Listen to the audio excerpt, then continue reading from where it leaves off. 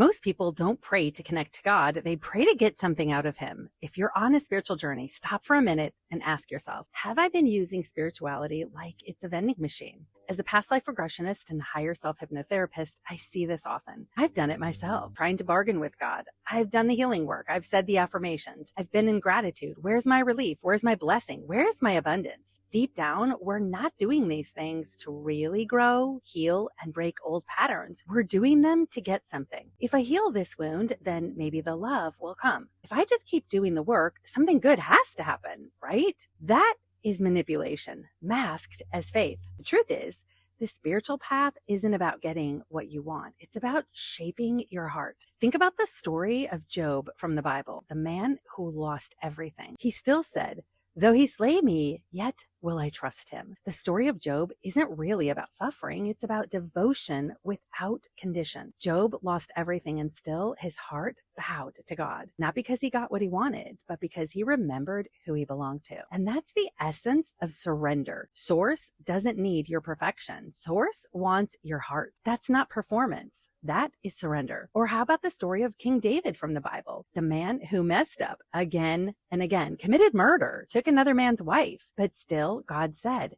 "This is a man after my own heart." He wasn't perfect. He was real, but he returned to God over and over again. So maybe it isn't about how many spiritual boxes we check or how perfectly we heal or whether we finally get the thing we've been asking for. Maybe it all comes down to one question. Can your heart still love Source even when nothing goes your way? When there's no answer, no shift, no breakthrough, can you still say, "I trust you, God"? That's not surrender for reward.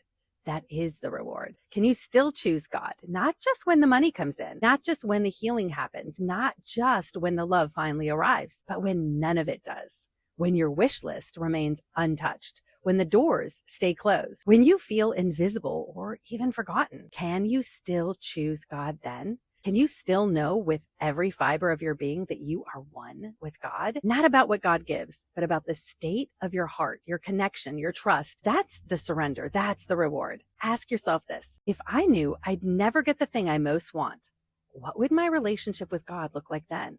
Would I still pray? Could I fully trust, fully love?